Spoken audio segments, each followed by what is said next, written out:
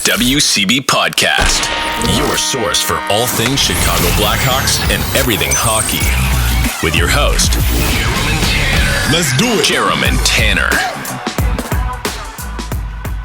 All right, it's another edition of the WCB Podcast. It's Jarom, it's Tanner. What's up, bud? Oh, buddy.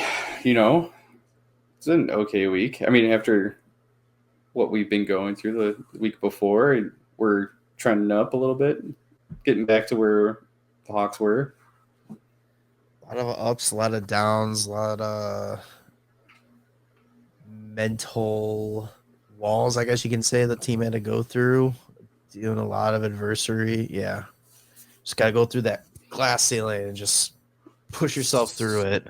Yeah, that's right.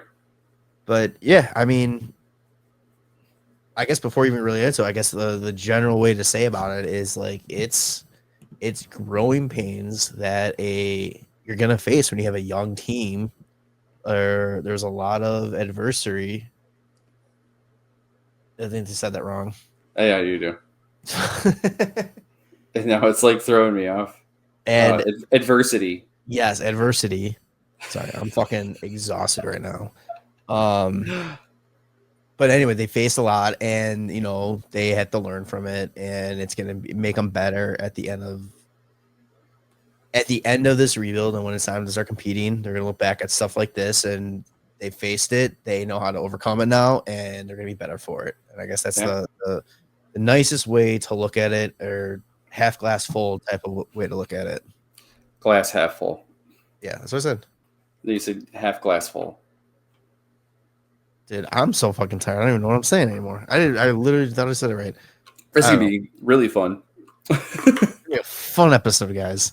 So we're going to try to keep this quick because the Hawks play tonight at 9 o'clock against the Carter Hart Golden Knights, because there's not going to be anything negative said about this game at all. But yeah, let's kick into the last couple games from the week. We pick up against on Black Wednesday. You want to call it that? I mean, if you're still drinkers out there, not me.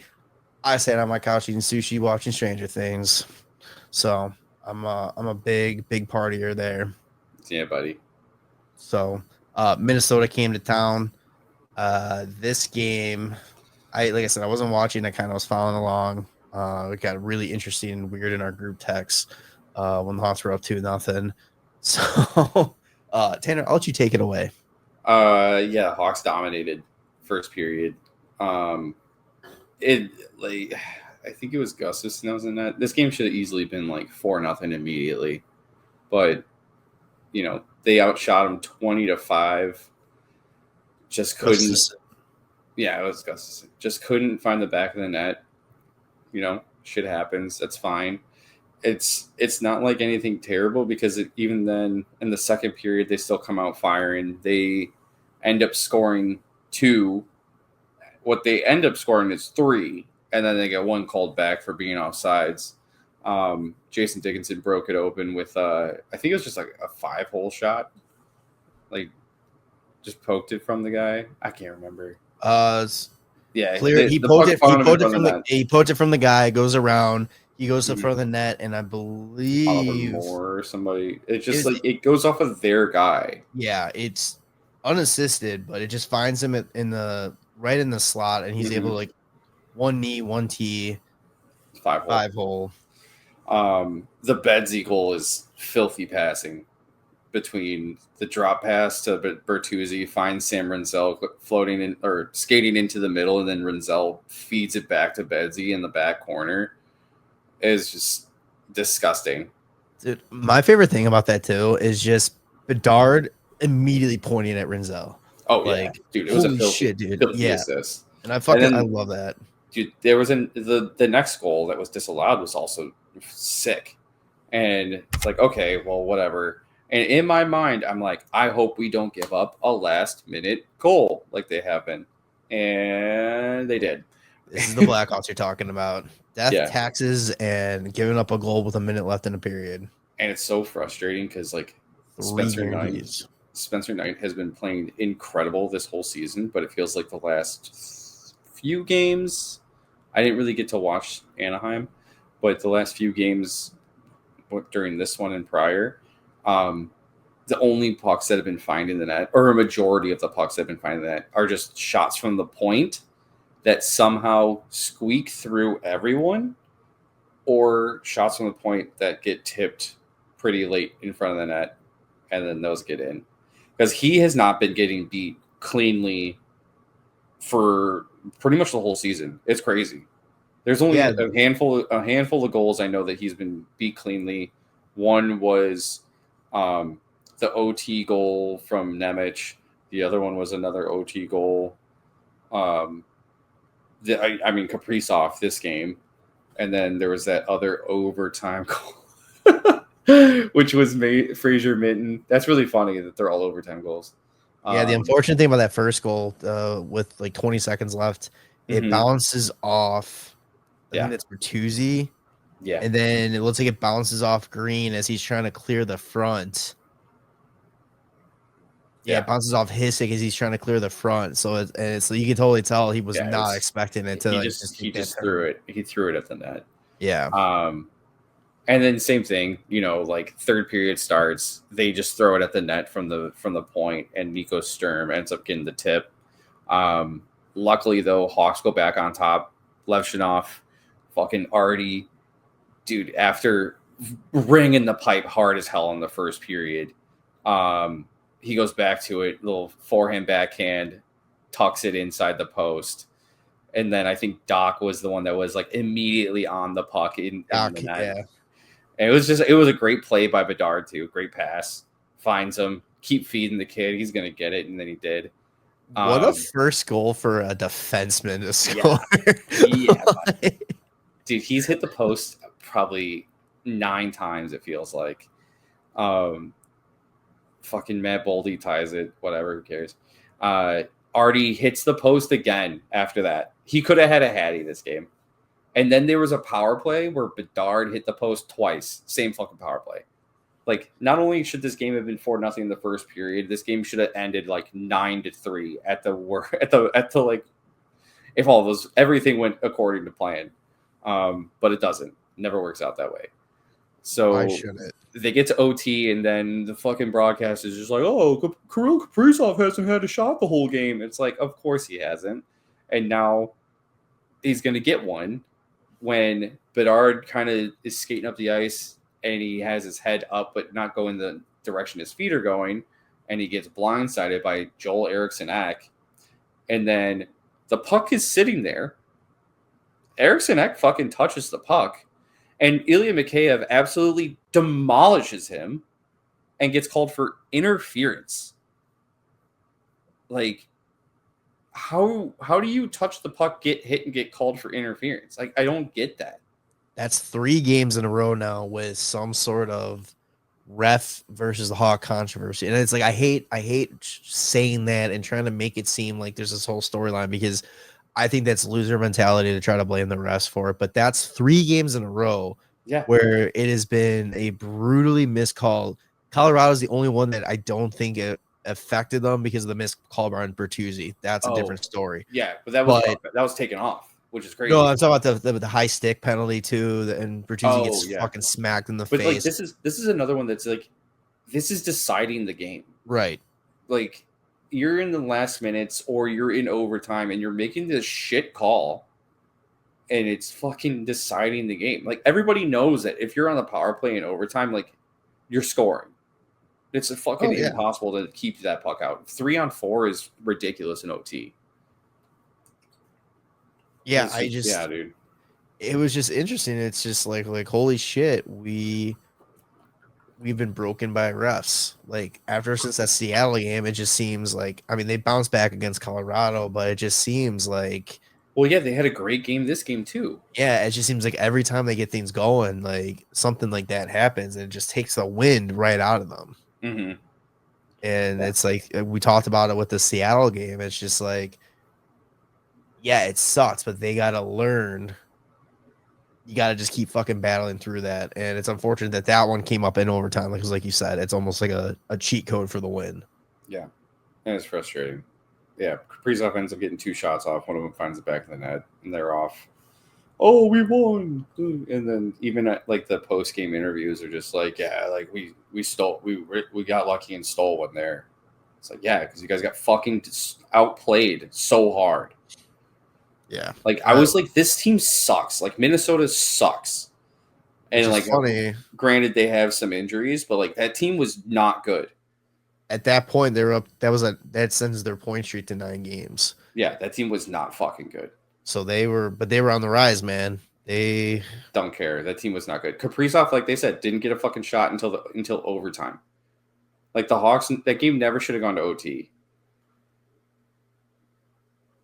It's whatever. So, moving on. Yeah, they get a point, so that's what matters there. They get a point, which is their first point since beating Calgary on Tuesday the 18th. So it was much needed. Yeah. Then you have the Black Friday game where Blackout Black Friday, which I would have bet $1 million that nobody was going to listen to, and I would have been $1 million richer because nobody fucking showed up in the blackout. Or it's so fucking stupid. I don't know why the team didn't just put T-shirts or towels or something on there. Again, proving the rollout of the black jerseys was just completely forced, rushed, and no thought behind it. Yeah. But this was a game that kind of, I don't know. It's just for some reason it's always Nashville. That it's just always the perfect storm for a letdown. Yeah. It's like, I don't know. I just feel like the Hawks don't get outplayed in these games. It's just, this is where Soderblom looks bad. Yeah. And it's like, he has been bad. And like, that's the thing that sucks is this game, the game before it, that he played and the game before that. So those 3 games are against Calgary, Buffalo, and Nashville. Those 3 teams are pretty much last in their conferences. Calgary and Nashville are dead last in the West, and Buffalo is like 3rd last in the East. And so those teams are not good. In those 3 games, Soderblom squeaked out a win in the one.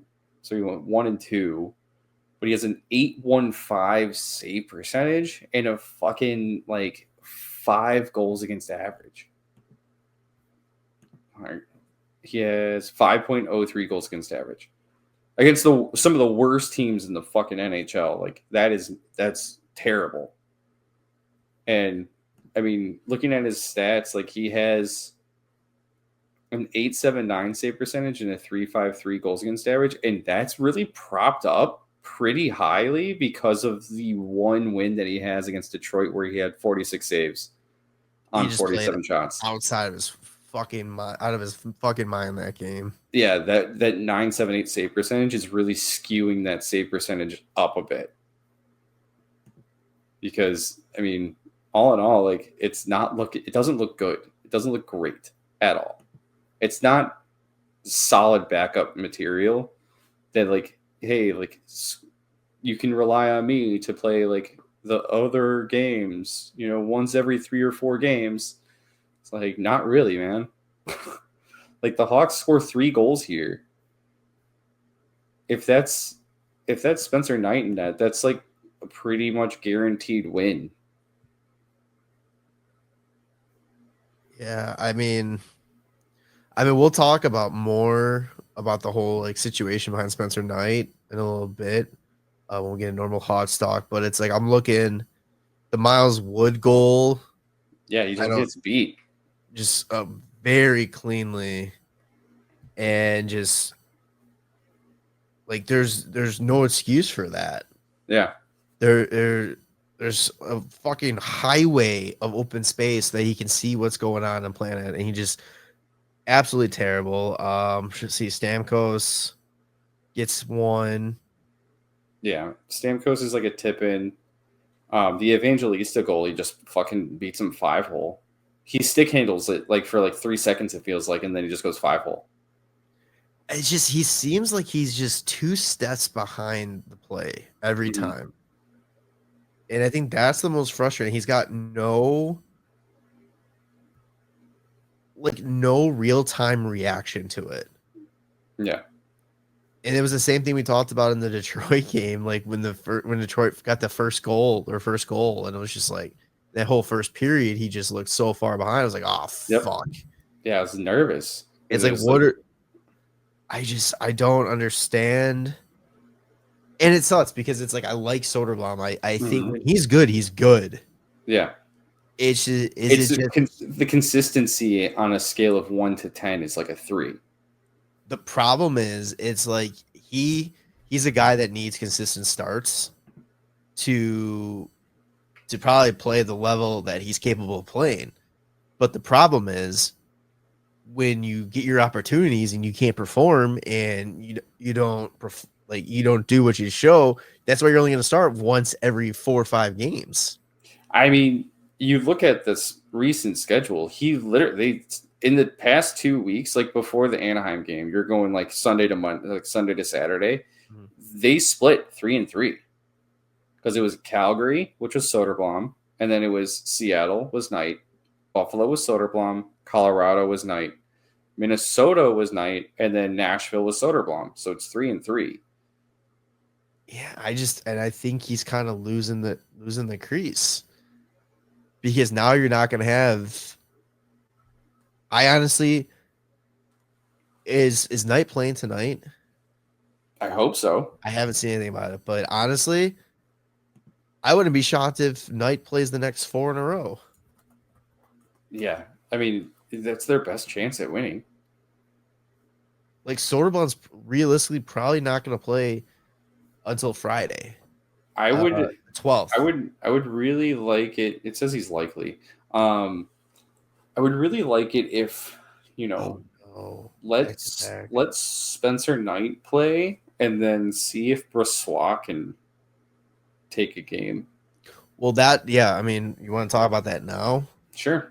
So today, the Blackhawks announced that they're activating Brossoit from the IR. Mm-hmm. They assigned him to Rockford for conditioning stint. They've also given permission to Brossoit and his agent to speak to other teams to find a opportunity for him to get dealt, because in their words, there's not a spot for him on this team. Which I think is a little premature. And I 100% agree with that. Now, the type of player Brossoit is he going to get more starts than what Soderblom would be getting behind Knight? Like, because Spencer Knight's your number one. He's not getting surpassed. He's not going to be 1A, 1B with Brossoit. But my question is, does Brossoit, the type of player that deserves more starts than the Hawks are willing to give him, is that why they're letting him go? No. I think he would have been fine with the same starts that Soderblom is getting. Dude, Brossoit went from backing up like Hellebuck to like backing up like Aiden Hill and Logan Thompson in Vegas. Yeah. Like he wasn't like the clear-cut number 2 there either. I just think in terms of future for goaltending as well, because Soderblom, he had shut the door and was like, this is not a goaltending controversy at all. He's now like, oh, Brossoit might be coming back. And then he's like, oh, let me reopen this door that like I had shut with like being a good goalie. But now it's like, in my mind, you should be looking to deal Soderblom purely based off the fact that Brossoit, his contract is over at the end of the season. Soderblom has an extra year. Mm-hmm. Soderblom's contract's also cheaper. So a team would be able to take him on a little bit easier than the 3.3 that Brossoit makes. But at the end of the season, you can just let Brossoit walk, and then Comesso just comes up the start of next year. Or you sign Brossoit to another 1-year deal. Yeah. If you feel like Comesso's ready. Yeah, if you feel like Comesso, it just needs an additional year or so in Rockford. I mean, he's got 14 games played, 2.74 goals against average, and a 9.10 save percentage. Like, he's doing pretty good. Yeah, I feel think like Comesso could be doing exactly what Soderblom is doing already, with a much better potential future. yeah. The thing I worry about bringing Comesso up now is that you go from him being the number one guy in Rockford to sit in a little bit more in NHL and see how that like translates. That's my I'm curious how that would go for him. That's why I think start of next season is probably like the place to be. Yeah, no, 100% agree. I also just think that the Hawks need to roll 3 goalies. You flip a coin when it comes time to give Spencer some rest. Not even flip a coin, you rotate, whatever. But it's like that you hold on to Brossoit, let him build his game back up, let him get a resume going that he can still play after missing a year and a half almost, essentially. And then come trade deadline time, more teams will be more aware of what they need. Or you come around, you get around there, and then you can go and get more bang for your buck on that as well, I believe. Yeah. Or you get lucky and Soderblom turns it around, and that's another trade option, and you rock Brossoit the rest of the way. I mean, it's also possible that they're, because of him coming back currently, like they might be trying to capitalize on the fact that I think there's some goaltending injuries around the league. Like I know Hellebuck's hurt. I think, what is it? Dostal and Mrazek just got hurt in Anaheim. Yeah. Edmonton needs a goalie. Edmonton absolutely needs a goalie. Vegas is in a goalie situation. Aiden Hill, I believe, is out, and it's like, is Carter Hart really going to be the guy that takes you, to the playoffs, or holds the forward as long as possible? Like the guy hasn't played since January 2020. What was it, 2023 or 2024? I don't know. Yeah, 24. Yeah, so it's been a minute for him. It's like, I'm trying to see what else. Well, I mean, Carolina's always looking for goalies because their goalies are constantly hurt. Feels like a Stan Bowman trade coming. Yeah. I'm trying to see.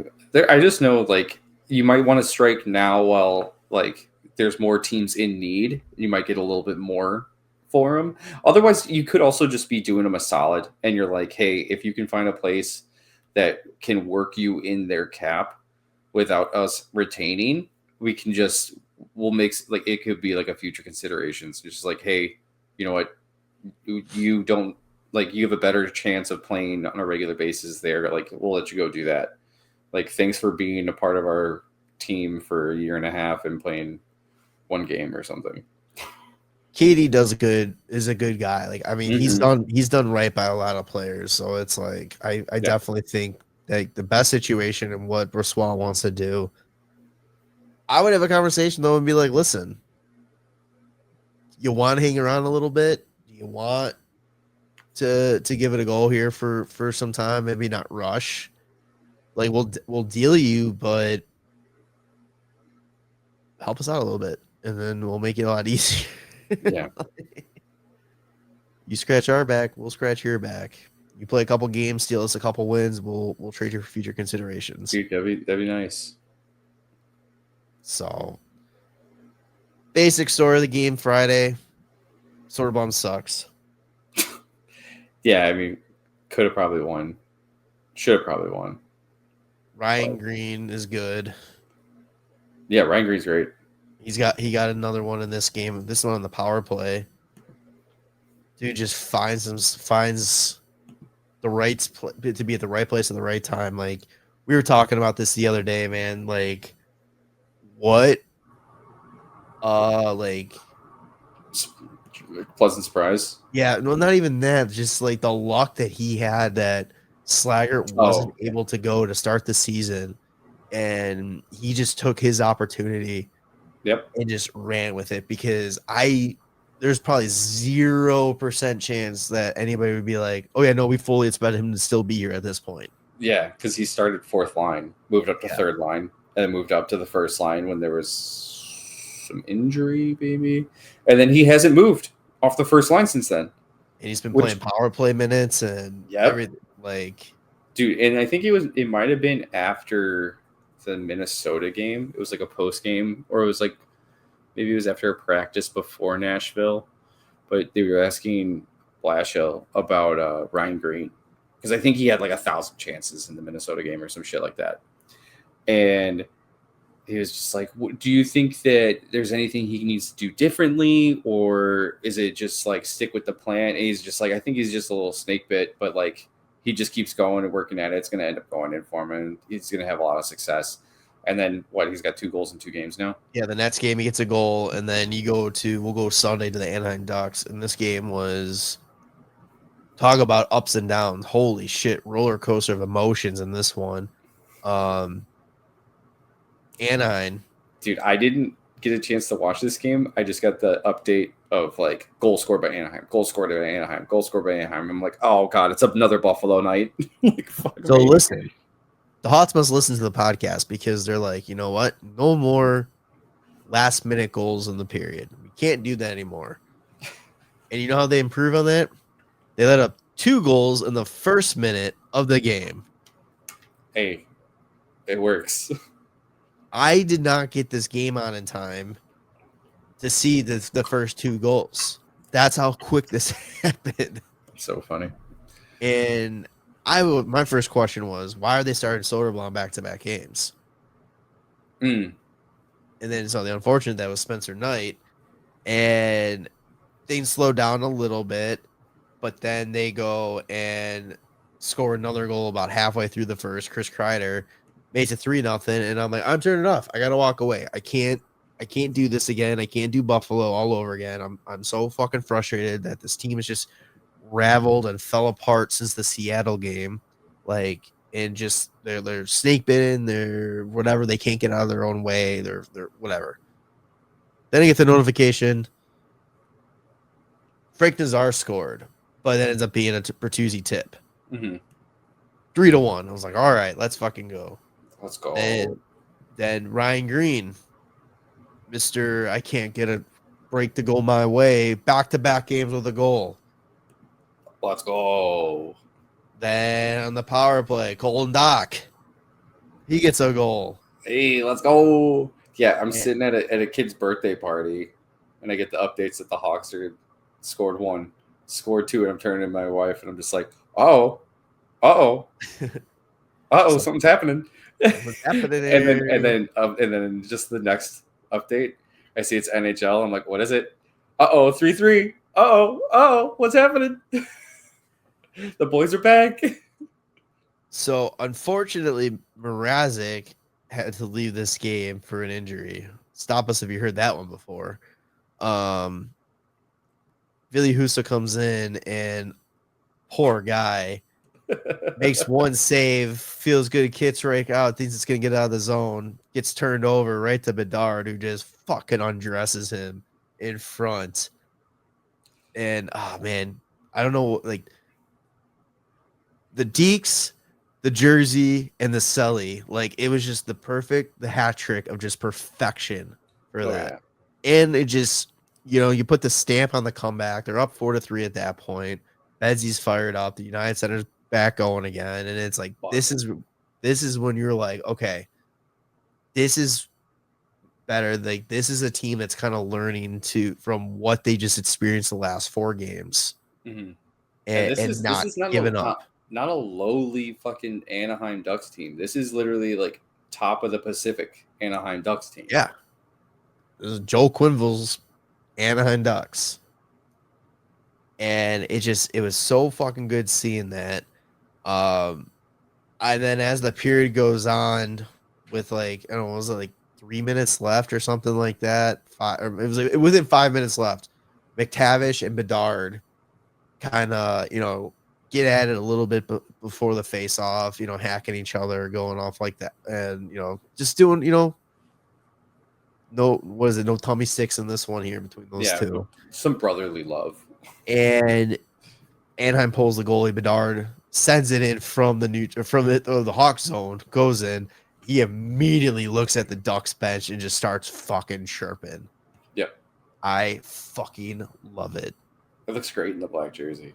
Oh, dude. Just the bad boy Bedard in the black jersey. The perfect timing to bring him back. And he fucking just Darth Bedard.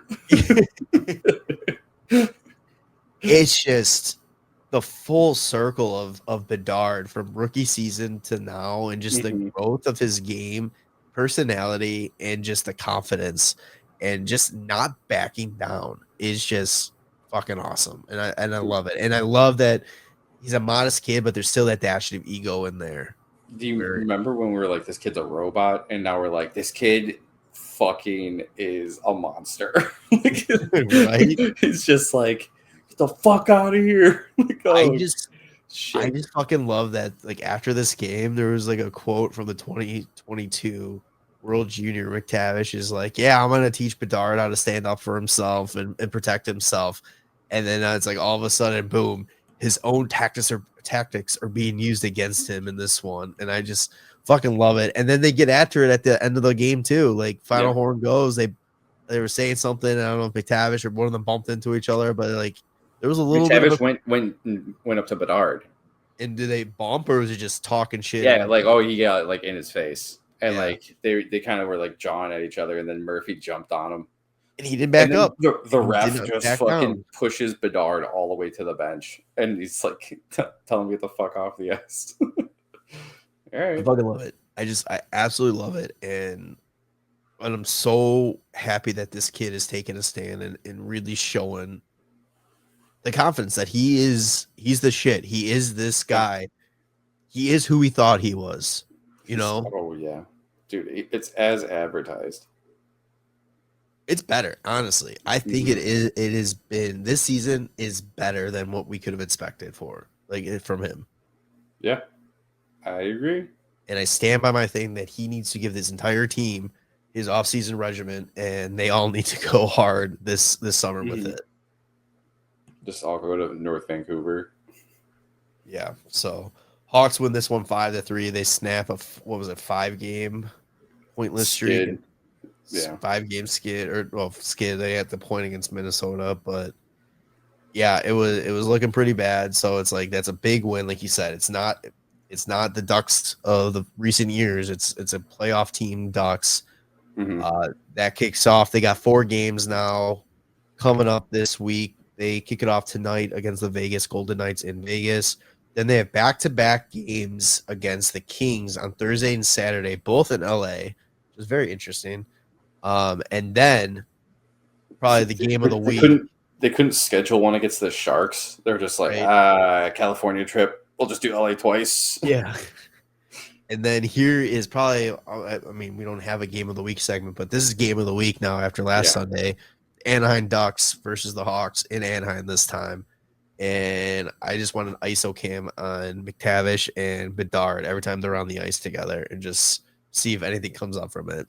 Yeah, I'm curious how, since it's in Anaheim, how Q is going to line match up, if he's going to actually have McTavish versus Bedard. I would. I think no one Q. Do you picture Bedard, do you picture McTavish or Leo Carlson as like a better defensive matchup against Bedard? I would assume it's Leo Carlson because he's disgusting. So they would be, I think they're just a better matchup because they're both right up at the top for that points right now. Leo Carlson's playing unreal. I think the McTavish is more of the like get in his head type of matchup because I think clearly McTavish clearly did not work. But clearly he did it. I mean, did it though? If you want Bedard to get pissed off and have a fucking hat trick, go ahead and put McTavish against him. But I'm just saying, like, it's like he clearly said something that was enough to get that type of reaction from Bedard. Not saying it was a good, like, not saying it was a good thing for Anaheim, but it's like clearly he can get there's some reaction on that. So it's like if you're looking to get some sort of reaction, or any way to get into Bedard's head a little bit, McTavish might be the matchup to go with. Go for it. No, I agree. Again, not saying it's a smart one. Just saying, it is far from smart, but I'm okay with it. Like, it's fine. All right, let's look at 3 stars of the week. Yes. Just pulling up goalie stats here. Number one's pretty easy. Goalies are not going to be a part of it this week. I'll tell you that. At all? Yeah, you're No. fair. Yeah, I just looked at that. Oh, buddy. Number one's easily Bedard. Yeah. 3 goals. 6 points. Yeah, 3 and 3 in 3 games. Plus 2 PIMs. 13 shots. Yeah, this kid's ripping. Fuck. That's what we were waiting for the first 2 seasons. Is just like keep ripping. Personally, number 2 for me, I'd say Ryan Green. I agree. And then number 3, I would say Artie Levshunov. First goal. 100%. Yeah. Yeah, the kids are all right. Yeah, I 100% agree with that. And then kind of sticking in terms of like top players, let's talk about the top players of the month. Oh shit. Yeah, okay. Connor Bedard, I think it's the top forward, obviously. He was a 3rd star of the month for the NHL. He had 10 goals, 13 assists, 23 points, 1.64 points per game throughout the month of November. Just absolutely domination. Top defenseman, I went with Leshunov just because one plus minus isn't there. But again, that's not a stat I care about. He had 1 goal, 8 assists for 9 points, including his first career goal. Hard not to put him in the top defenseman category there. And obviously, goaltender, top goalie is going to be Spencer Knight, 4-2-3, 9.22 save percentage, 2.43 goals against average, and 1 shutout. So despite the rough couple weeks for him, he's still putting up really fucking good numbers. Dude, it's crazy. Tyler Bertuzzi had a 39.3% shooting percentage in November. Holy shit. That's incredible. Dude, he had a great fucking month too. Mm-hmm. Just the backboard, man. He only had 4 assists, 11 goals, 4 assists. He had 3 Hawks that were point per game players. Yeah, Burakovsky, man. He's awesome. He's also shoot 21% for November. Leshunov fourth on the team in points in November. Like, that's pretty surprising and very exciting. I don't know how you're not looking at this and not just being like thrilled for what the direction this team's going in. Oh yes, I'm all about it. But fuck yeah, man. So I mean, we're trying to keep this episode quick, and I talked about Brossoit, right? That got on my Hawk stock going. So, do you have stuff to go to the farm? Oh, far. I mean, I didn't really look at anything recently. I can do something quickly. I don't know. Do you want to go to the farm? We can just call it a nice quick episode here. We got Hawks playing tonight. It's your call, bud. Crops aren't ready to go. That's fine. We understand. You know, you wanna go for a nice little long farm report. Oh, here's the only thing I'm going to say about the farm report. No, don't. I'm doing it. You say the farm that gets played. Every time you say farm, U.S. World Juniors preliminary roster came out and AJ Spellecy's on it. It's fucking awesome. That's all I was going to say. But also, I mean, Roman Cancerov, 35 points in 32 games. Marek Van Acker, still fucking goal per game. Dude, Nick Lardis is still a point per game player. He's got 22 and 20 in Rockford. Like, that's kind of sick considering, like, he was tearing it up with Oliver Moore, and now he's just kind of, doing his thing with, like, Brett Saney probably. I don't really know if anything's really changed much over the past week because I know I don't know anything actually. Looks like Korchinski got his first goal this season, so he's got 1 goal, 13 assists for 14 points in 20 games. Everybody's doing okay. That's all I got. Yeah, I mean, the goalies are still looking fucking sick. Yeah, that's it. It's kind of a slow news week here because of the the holiday break and all that. I'm trying to see. Yeah, a lot of these stats look the same as the last time I looked at them, so that's why I'm like, I don't even know if that's different. I don't feel like going into everybody, but yeah, hey, look at that farm report. Boom. All right. You got anything else you want to talk about? I'm totally fine doing a nice quick episode today. I don't even think there's anything to talk about. You already mentioned that Bedard was third star of the week, right? Or third star of the month. Yep. That's all. I don't know. I don't think there's anything crazy. I feel like I'm missing something, but maybe not. The only thing I'll say about last week's episode, we put out the clip about Quinn Hughes coming to Chicago potentially. Mm-hmm. A lot of people, there was not the pushback I thought there was going to be. It was met with, it would be awesome, but he's likely going to go to New Jersey and all that kind of stuff. But it's nice seeing people that are commenting and interacting with like that kind of stuff. They understand what's at play here. They understand that it's more of a like what I said was you put all these packages there for Quinn Hughes, but in the big picture thing is that this is realistically what we can do when it comes down to big name hunt. And it's just, it's exciting to know that the Hawks are going to be involved in trade conversations when it comes down to like top guys, and they're gonna have a very good package that they can put together. And I don't know, man. I'm very confident, man. Good things are coming, and I feel like I just say it ever. It's fucking exciting. It is so. It's such great times right now. Yes, sir. It's just nice that like we could. Like, it's possible. Like, if Quinn Hughes really wants to leave, like, it's very possible that we could get him. We have the ability to. We have the cap space to. We can make it work. And then, like, you know, everybody thinks that he wants to go to. I mean, obviously, he wants to play in New Jersey, but I don't even think it's New Jersey. I think he just wants to play with his brothers. Yes, but like, everybody thinks it's New Jersey. I just think if you put him in a good enough situation, even if he's not with his brothers, he probably will stay. Like I said in the last episode, if you are a cup-bound team and you're contending, and he's a big part of that, like, I don't see why you would want to just leave a good situation like that. It'd be dumb.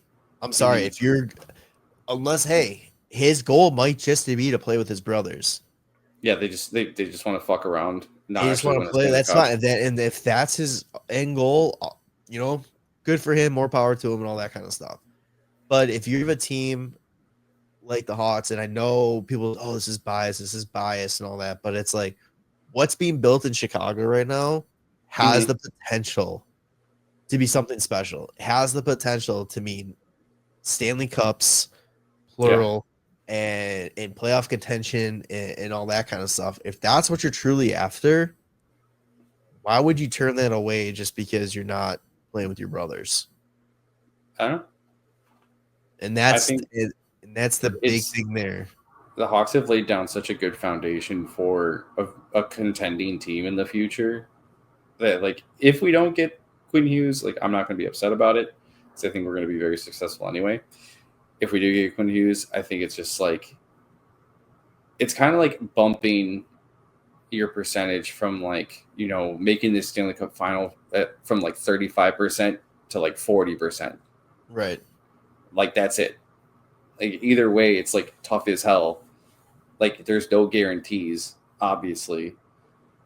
That's why it's like, it's the hardest trophy to win. Yeah. I mean, we talked about it at work. Actually, the hardest trophy to win is probably the Calder Trophy. Yeah. Not many repeats there. No. Yeah, it's like and the funny thing is you're talking about if we don't get him, I'm not gonna be upset. I don't think we're getting him. Realistically, I don't think we're gonna get him. I just like the idea of the Hawks being back involved in those moves. See, I am gonna make it happen. Do your fucking thing, man. Last episode you talked about, was it last episode we talked about Wedgwood and Quinn Hughes. Wedgwood should be on Team Canada, Quinn Hughes potentially coming to Chicago. As soon as we get done recording, Wedgwood has played his way into consideration for Team Canada. And then there was top 5 landing locations. Hawks were on that list. So, Tanner, whatever weird fucking powers you have that you make this shit happen, speak it, put it out in the world. I also want to bring up the fact that Florida is also still bottom of the league. And they're currently losing 3-1 to Toronto with 10 seconds left. That was something real quick to talk about before we go. I texted everybody about this. There was like the Hawks were draft picks, their pick, and Florida was currently sitting 9-10, which means they have the opportunity to move up twice in the draft. If that's where the picks go. Say the world is burning and the NHL just want to see anarchy. The Hawks win the draft lottery twice, so they have the first and second overall pick. I propose the question, what would you want to do with those picks? Would you use one, trade the second? Would you use the first and second? Would you package both? What would you do if you're Kyle Davidson and you have the first and second overall pick? Just use them. Use both picks. Trade from your giant pool of prospects to acquire whatever else you want, but number 3, no. Yeah, right. But like the likely the quality of players you're getting at 1 and 2 in that draft year is going to be higher than the players that you have in the system that you drafted like second, third, late first, like that kind of shit. Like you can get at 1 and 2, you can get a Gavin McKenna for the first line, and you can get an Ivar Stenberg for the second line. And you can put Stenberg alongside of like Frondell and Nazar, and then keep Ryan Green on the first line because I'm fucking feeling it. According to Sportsnet, McKenna is the second ranked prospect right now. Yeah, it's because they fucking want to like, have clicks. You got to have some sort of draft controversy throughout the entire year or at some points during the year. Otherwise, nobody's going to really care about your draft opinions. It's the same shit where people were like at the end of the year of 2016 and they're like, oh, is Austin Matthews actually going to go number 1 or should it be Patrick Laine? And then all of those people have been so fucking wrong about that. It's like so stupid. It's fair. No. Yeah. It's the fact that is potentially even a situation that could happen. I do think though Gavin McKenna could use a little bit more time in college. I don't think he makes the jump either. He's got to get bigger, dude. Like even though Bedard is only 5'10" on a good day, the kid at least was shredded in the legs and like could hold his own balance wise with bigger guys. If you look at McKenna's, he's got tiny legs, dude. It's crazy. He needs a big growth spurt. Not even growth spurt. He just needs to hit the weight room. Yeah, bulk up big time. Yeah, which is good for being in college. He's a child. I mean, he literally is a child, but he looks like a child. Yeah, like the unreal skill, right? Like he's gonna be super good. It's just I feel like if he makes the jump year 1, like he's just gonna get fucking bullied. Yeah, it'll be interesting. Hopefully, potentially gonna go see him play live against Notre Dame. So hopefully, that'd be sick. Yeah, it'd be kind of cool to see. So, all right, Hot's about to get going. So let's end this here. What do you want to call it? Oh, Back in Black. Easy, nice. All right, either that or Darth Bedard shows up. I like Back in Black. I do like that's why I said that one first. Nice and easy. All right, make sure to follow us on all social media at WCB Podcast. Follow us on your favorite podcast site, app, platform, whatever. Run all the major ones: Spotify, Apple Podcasts, the big 2. Subscribe to the YouTube channel, and we will see you next week. All right, love you, boys. Bye. Thanks for listening to the WCB Podcast. Be sure to subscribe wherever you heard this podcast. To connect with Jarom and Tanner, check out the boys at WCB Podcast on all social media. We'll see you next time.